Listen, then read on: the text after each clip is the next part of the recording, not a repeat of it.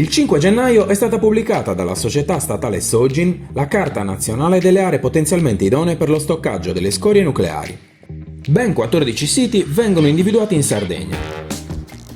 Attraverso l'inquietante testimonianza della professoressa Quattrocchi, ex dirigente tecnologo dell'Istituto di Geofisica e Vulcanologia, proveremo a delineare l'iter di questa scelta.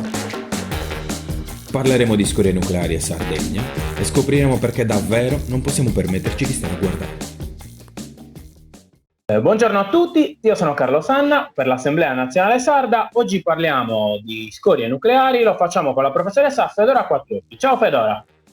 Buonasera, grazie dell'invito, buonasera. Grazie a te per essere qui.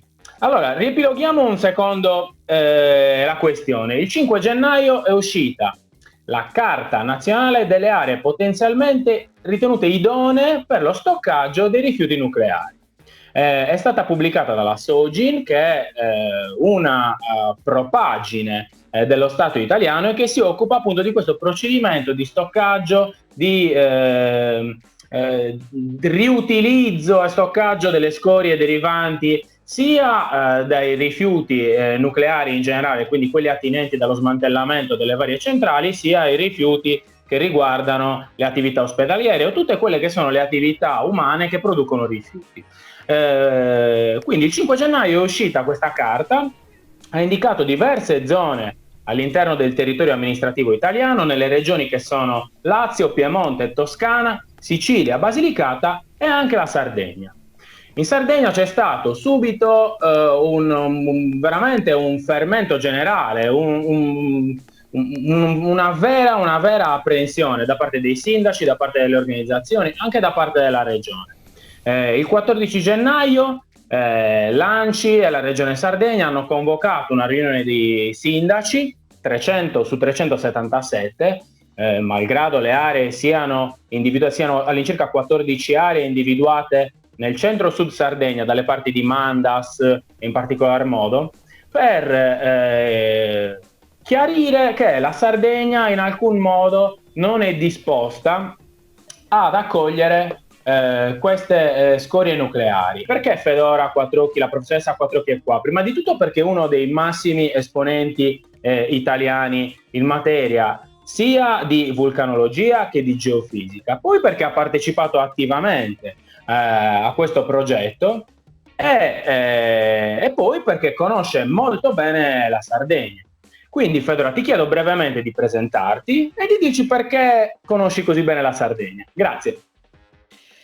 Allora, innanzitutto io per 30 anni ho lavorato all'INGV fino a raggiungere il massimo della mia carriera come dirigente tecnologo, però essendo anche che ero dirigente sindacale di un piccolissimo sindacato di nome AMPRI, Associazione Nazionale Professionisti della Ricerca, avendo io messo in luce degli evidenti presunti illeciti, mi hanno licenziato dopo 30 anni di lavoro. Sono in causa sia civile che penale con questi soggetti, soprattutto diciamo di origine calabrese. Allora, per non entrare assolutamente in questo discorso, che comunque lo trovate su Vox Italia con delle mie interviste, io nel 2010 sono stata nominata delegato responsabile INGV su nomina del presidente INGV, Enzo Boschi, comitato scientifico della Sogin SPA per la costruzione del parco tecnologico nucleare PTN con protocollo 002496 del 24 febbraio 2010. Ho fatto moltissimo lavoro sulle scorie nucleari dal 2010 al 2015. Non ho mai ricevuto comunicazioni di non essere più il responsabile di questo progetto, fino ad oggi non ho mai avuto questa comunicazione, e verso il 2015 ho cominciato a indagare come mai non arrivavano più comunicazioni a noi dell'unità funzionale geochimica dei fluidi, stoccaggio geologico e geotermia, che peraltro io come direttore avevo fatto una scuola internazionale sulle scorie nucleari ad Erice con tutta una serie di scienziati esteri tra l'altro sponsorizzata anche dalla Sogin, perché io ero responsabile di questo progetto per l'INGV. Perfetto. Quindi quando è cambiato il presidente, venne un certo Stefano Gresta, gli arrivò una lettera dell'ISPRA con protocollo del 15 gennaio 2014 che chiedeva di fare un gruppo di esperti INGV per mandare avanti questo lavoro. Ed invece questo personaggio, che è durato qualche, diciamo, poco tempo all'INGV, e quando arrivò questa lettera, invece di convocare un gruppo di lavoro, sostanzialmente Gresta prese soltanto un soggetto, che peraltro in quel momento aveva un ruolo amministrativo, e quindi poi uscirono degli articoli di giornale, soprattutto sul Fatto Quotidiano e da parte di Enzo Boschi, con una serie di articoli molto chiari: scorie nucleare, grave comportamento degli NGV perché il governo non interviene. E questo a firma anche di Benedetto De Vivo, che era uno dei candidati alla presidenza INGV e nella terna finale. Da allora, per farla breve, io come responsabile, ripeto, mai diciamo in qualche modo demansionato da questa carica, chiesi spiegazioni all'ente con poste PEC, tra l'altro scrivendo anche alla Sogin, al ministro. Tutti mi davano ragione, ma non ho mai avuto risposta del perché non fu fatto più un gruppo di lavoro per fare questa mappa.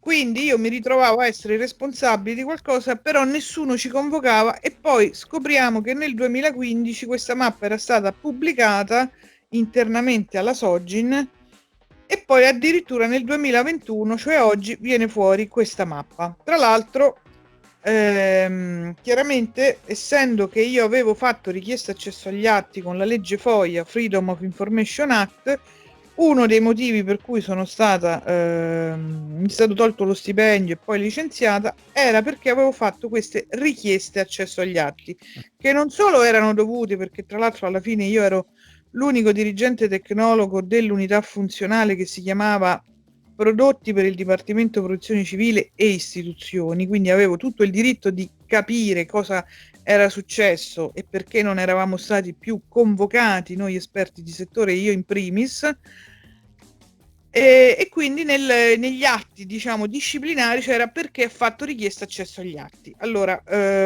chiaramente tutto questo sta alla Procura di Roma e ad altre procure. E io, quando ho visto questa mappa, tra l'altro la Sogin, quindi Chiara Valle, Ventura, persone amabilissime di Sogin, sono perfettamente informate, e ultimamente c'era stato un funerale, l'ho incontrati e devo dire che mi davano ragione.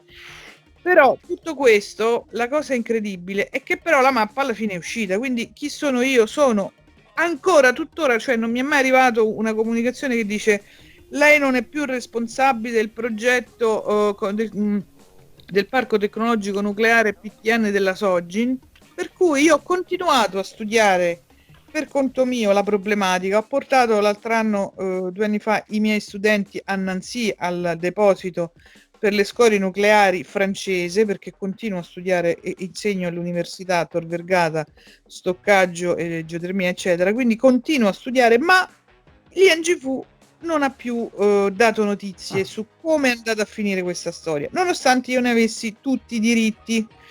Tutto questo carteggio è pubblico, perché l'INGV è un ente pubblico ed è depositato presso lo studio legale Alleva di Bologna.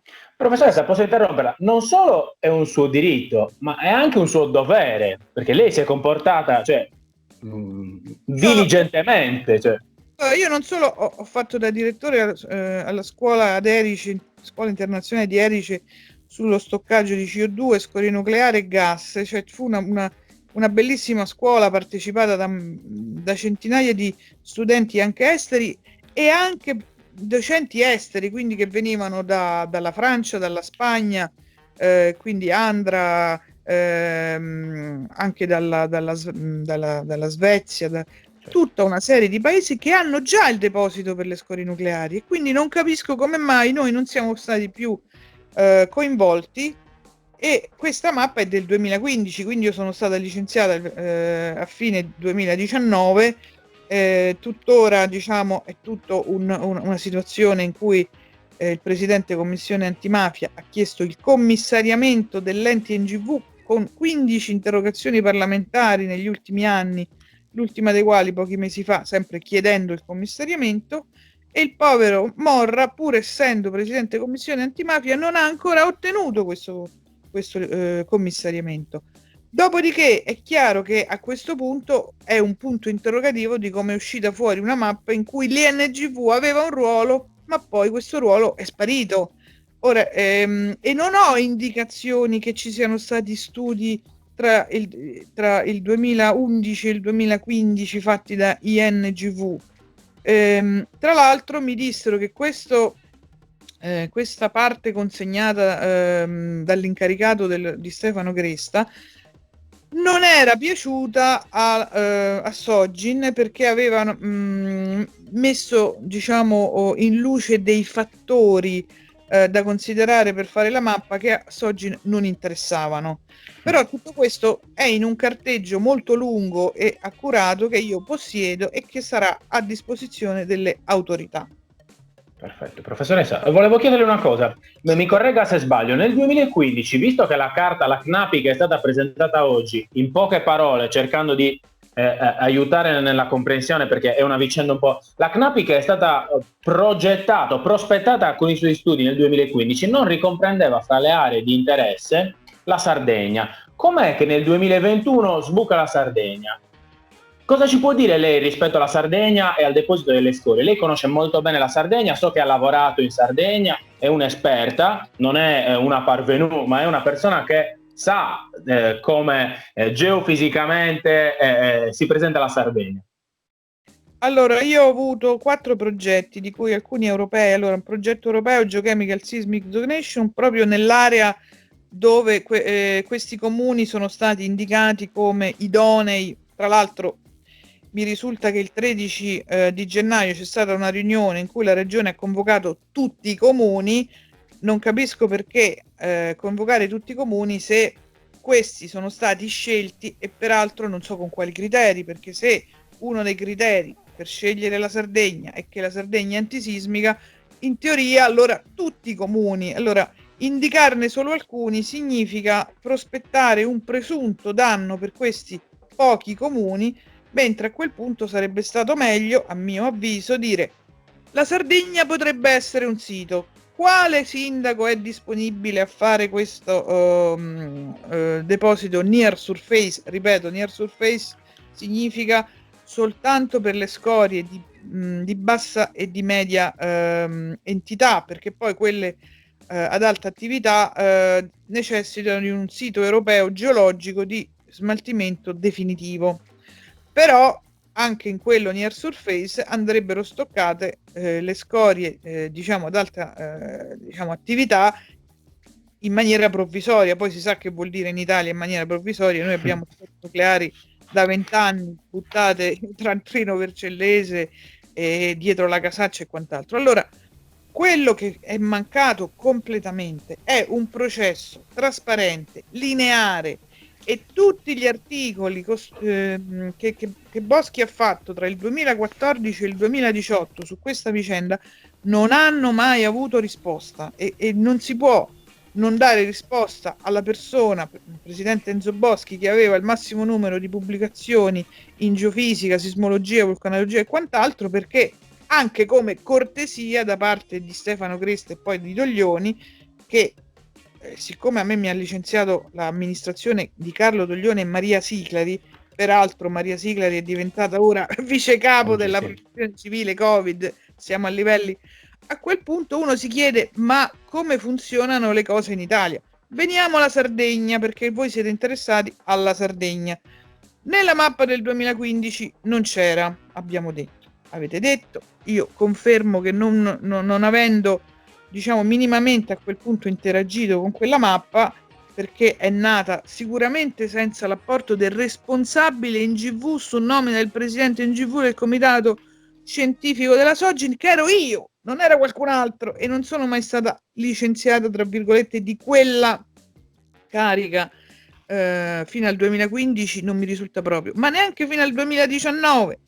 Allora, la Sardegna necessitava di studi particolari, primo per le falde acquifere, e io ho studiato nel progetto Geochemical Seismic Zonation europeo tutto il Graben del Campidano e le zone di Fordangianus e tutta la zona che poi tra l'altro risulta poi interessata da questo progetto della Sogin.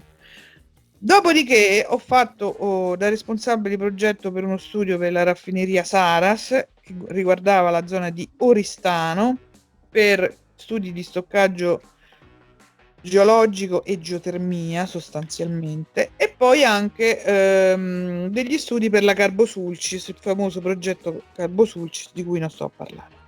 Allora, quello che voglio dire è come mai tirare fuori dei nomi di comuni piccolissimi, peraltro abitati da pochissime anime, va bene?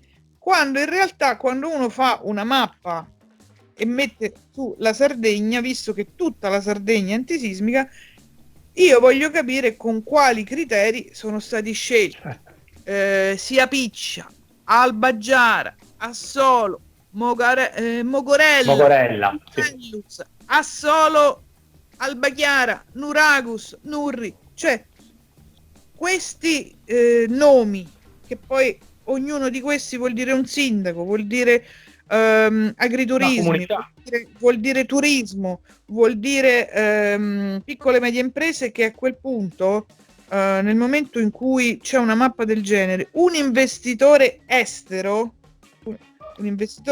perché ormai quelli italiani sono finiti, magari anche un cinese che vuole investire in questa zona con la sua valigetta 24 ore piena di dollari, perché sempre dollari sono, va a Genuri, va a Setsu, va a Turri, va a Gergei, va a Mandas, va a Escolca. Non ci va più perché vede quei nomi in una mappa per le scorie nucleari. Allora, era molto meglio dire: cari 370 sindaci, vi convoco, e li ha convocati tutti, non ha convocato solo questi poveretti, tutti li ha convocati. Vi convoco per dire: c'è questa problematica. Per quanto riguarda la mia personale posizione scientifica e anche, diciamo, di natura infrastrutturale, dico che la Sardegna, che non è il produttore di scorie nucleari per eccellenza in Italia, ma in Italia soprattutto lo sono strutture ospedaliere in Lombardia, nel Lazio, in tutte le zone più altamente popolate, di Campania. Io ho pubblicato con il mio gruppo di lavoro su Applied Energy, che è una rivista estremamente quotata, ha un impact factor molto elevato per quel che riguarda le scorie nucleari per il Lazio, per la Campania, i motivi del sì e il motivo del no. Cioè avevo iniziato a studiare quando poi è successo tutto quello che è successo agli NGV, 7 provvedimenti disciplinari, di cui il primo l'ho vinto, il secondo l'ho vinto, il terzo e il quarto sono post su Facebook politici, il quinto l'ho vinto, e poi è arrivato questo famoso licenziamento per le mie richieste accesso agli atti e per tutti gli articoli del Fatto Quotidiano usciti contro gli NGV, di cui io come dirigente sindacale avevo fatto il mio dovere, ma 3 anni prima peraltro, quindi disciplinari dati su fatti di 3 anni prima, ma non sto a entrare.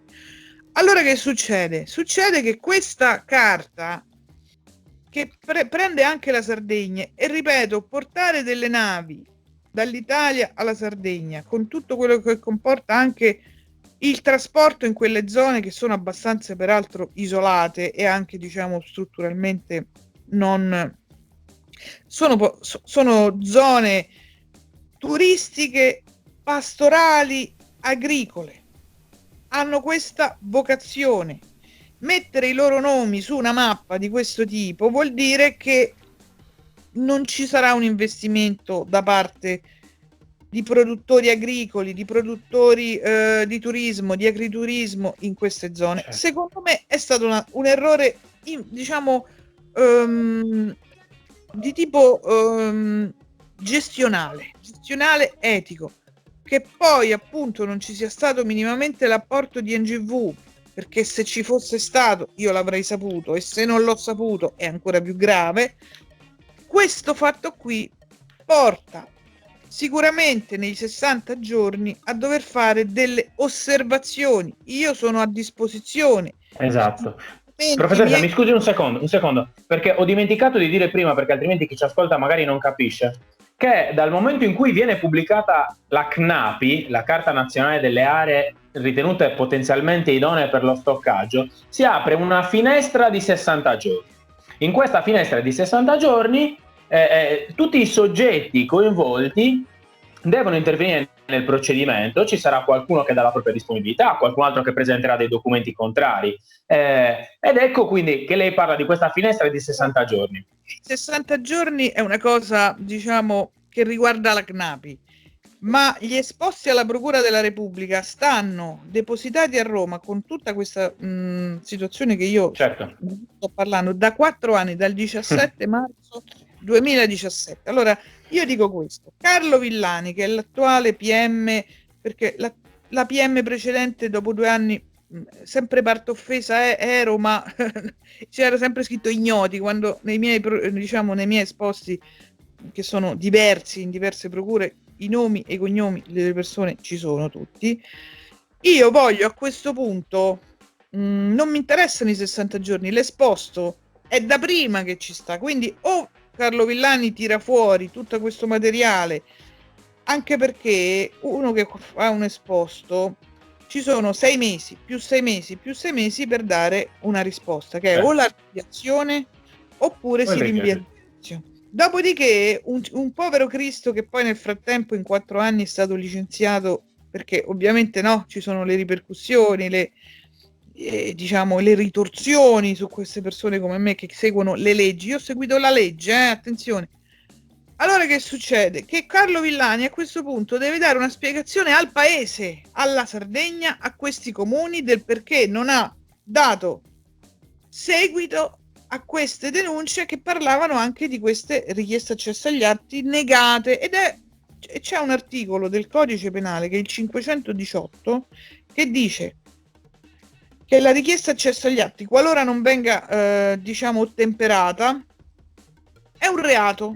Allora io non sto a dire quale sarà il reato, quale non sarà il reato, ma ti sto a dire che la carta, così come è stata creata senza l'apporto di chi aveva fatto una scuola internazionale su questo. Io mi sono laureata peraltro all'Enea proprio con il gruppo che faceva questo lavoro fin da anni, quindi Ventura lo conosco da circa 40 anni, va bene, quando io facevo nell'86 1986 la tesi di laurea all'Enea su queste problematiche. Poi mettere dei nomi senza dare delle spiegazioni, cioè dare 60 giorni di tempo, ma non dire il motivo per cui quei comuni sono stati scelti. Su che base mi dai 60 giorni?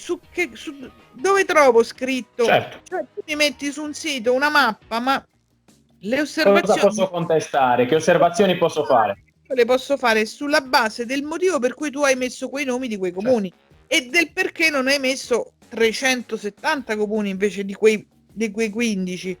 Allora, qui la situazione è la seguente: non so chi farà la redazione di queste osservazioni per entro 60 giorni, ma non importa, perché questa è una cosa penale che sta depositata in procura da molto più tempo dei 60 giorni.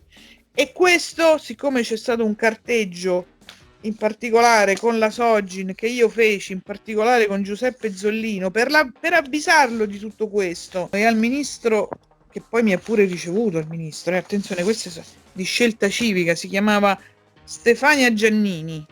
Allora, questi atti sono atti come pubblici, perché gli enti sono pubblici, va bene?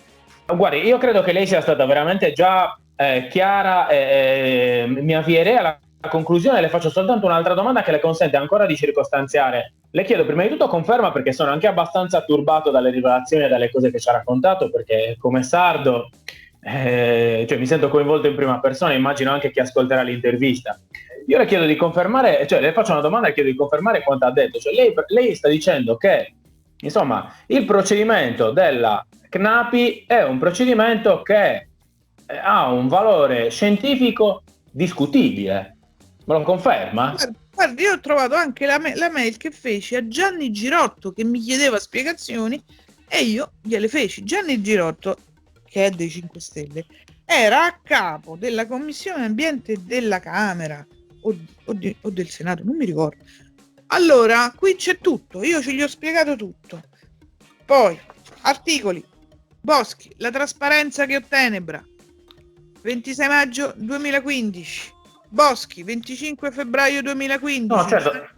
Professoressa, non entriamo, poi guardi, veramente allegheremo tutto il materiale che lei ci darà a disposizione. Le ripropongo la domanda, le chiedo veramente perché per le persone che ascoltano e che sono dei profani come me, cerchiamo veramente, ripeto, lei conferma il fatto che a suo giudizio di scienziato e di soggetto interessato e anche all'interno del procedimento pubblico, la Carta Nazionale delle Aree Potenzialmente Idonee è un documento che ha un valore scientifico quantomeno discutibile, è questo che sta dicendo, giusto? Nel momento in cui l'INGV aveva un ruolo e c'era un responsabile in quel ruolo sul parco tecnologico nucleare, mai diciamo Interpellato, almeno per quanto mi riguarda, e ci sono delle lettere che io feci a Massimo Ghilardi, che era l'allora direttore generale, che poi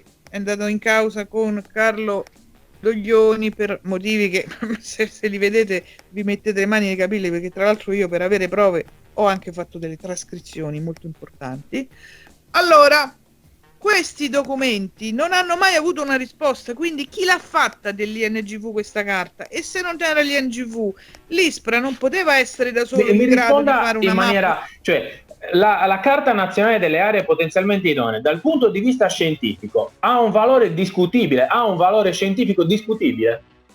Ma certo, perché qui c'è scritto che la proposta della Carta Nazionale delle Aree Potenzialmente Idonee CNAPI costituisce il primo passo di un percorso condiviso e partecipato. Questo è falso. Perfetto. A questo punto le faccio un'altra domanda che riguarda la Sardegna. Lei, come scienziato, come parte lesa, come soggetto informato sui fatti, che cosa consiglia ai sardi, alla Sardegna in generale? Cioè, possono dormire sonni tranquilli o sarà il caso che si muovano, che facciano qualcosa? Allora, loro faranno il loro documento entro i 60 giorni. Io personalmente, essendo ora ormai un cittadino, che per legge devo necessariamente, per il principio di precauzione, fare un esposto ulteriore, a dire il giorno tot è uscita la mappa tot, sono stati convocati 370 sindaci alla regione Sardegna, io espongo questi fatti ulteriori specifici su questa carta CNAPI e in particolare sulla Sardegna, e mi metto a disposizione delle autorità, che siano autorità del Ministero Mise, che siano della Procura della Repubblica. Ci sono dei fatti, io espongo fatti, non è che io faccio una denuncia a qualcuno, espongo fatti, poi saranno i giudici e i cittadini a dire beh, qui la trasparenza e la condivisione che è la prima parola, le prime parole usate, dice che porterà a individuare il sito unico. Il percorso non è stato condiviso e partecipato affatto per quanto mi riguarda. E per Professoressa, le ripeto, sono davvero sono molto turbato. Quindi mi sembra che proprio i sardi non possano dormire sonni tranquilli da questo punto di vista e si debbano attivare. No, lì semplicemente basta fare 2 righe, il percorso non è stato condiviso e partecipato, l'INGV in particolare, secondo la deposizione di Fedora Quattrocchi, che era il responsabile, non è stato coinvolto in questa mappa, che poi lo sia stato l'ISPRA. Chi era il direttore generale dell'ISPRA? Sempre la Maria Sigladi. Io non lo posso sapere, però posso solo dire che 60 giorni ci sono per fare delle osservazioni su cosa? Su dei nomi di comuni senza nessuna motivazione per cui sono stati scelti.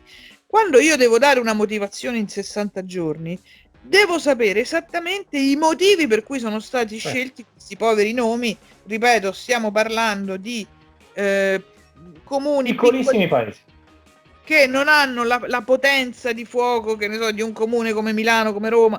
Cioè, Di che cosa parliamo? Noi ce la prendiamo con questi piccoli comuni perché sono talmente piccoli, ma guardi che l'avvocato Antonio Giardina, che è quello che ha fatto richiesta accesso agli atti su questa vicenda delle scorie nucleari, è un avvocato che fa class action mettendo su molti comitati in Italia e ha sempre vinto ogni causa, perché a un certo punto la legge parla chiaro. Quando c'è un presunto falso in atto pubblico e tutto quello che noi di cui stiamo parlando, se uno dice che una cosa è condivisa e partecipata, ci dimostrino, ci facciano vedere i nomi e i cognomi, anche perché il parere di ente è il parere di ente quando è condiviso da molte persone di quell'ente, non da un singolo preso mentre faceva un ruolo amministrativo e messo a dare un parere all'ISPRA, dopodiché quello che è uscito sul Fatto Quotidiano non è mai stato smentito, basta digitare Fatto Quotidiano, INGV nucleari, non è mai stato smentito. Professoressa, allora io la ringrazio a nome dell'Assemblea Nazionale Sarda, a nome anche di molti sardi, tanto sono sicuro che noi ci vedremo ancora, anche perché ho visto tutte le sue competenze, mi auguro che ci dia la disponibilità per affrontare tanti altri argomenti che riguardano la Sardegna, visto che lei la conosce così bene. C'è la geotermia, avremo tante possibilità in Sardegna, sono sicuro, se riuscissimo ad utilizzare l'esperienza e le capacità di scienziati come lei. La ringrazio davvero, professoressa. Ok, grazie, arrivederci, grazie dell'invito.